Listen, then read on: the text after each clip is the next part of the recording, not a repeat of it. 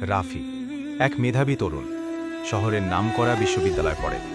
বন্ধু-বান্ধব, আছাড়াও স্মার্টনেস সবই আছে তার জীবনে, কিন্তু একটা জিনিস নেই, নামাজ। তার মা একজন পরহেজগার মহিলা, তাই বলেন, বাবা পড়িস তো? রাফি হেসে উত্তর দেয়, আম্মু সময় পায় না। মা কিছু বলেন না, কিন্তু রাত গভীর হলে তিনি উঠে দাঁড়ান তাহাজ্জুদের নামাজে। চোখে পানি, মুখে শুধু একটা দোয়া, হে আল্লাহ, আমার ছেলেকে হেদায়েত দাও। একদিন হঠাৎ দুর্ঘটনা, রাফি অ্যাক্সিডেন্টে পড়ে। হাসপাতালে বিছানায়, ভাঙা হাত পা, অশ্রু বিজড়িত ব্যথা। মা পাশে বসে কোরআন পড়ছেন। রাফি তাকিয়ে বলে, আম্মু, আমি ঠিক হলে নামাজ শুরু করব। আমি বুঝেছি জীবনের কিছুই চিরস্থায়ী নয়।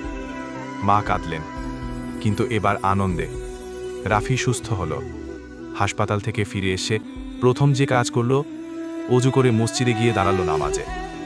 মায়ের দোয়া কখনো ফেরত যায় না, আর যারা নামাজ ছেড়ে দেয় তারা ধ্বংসের পথে পা বাড়ায়। আজই ফিরে আসুন নামাজে, ফিরে আসুন আল্লাহর পথে।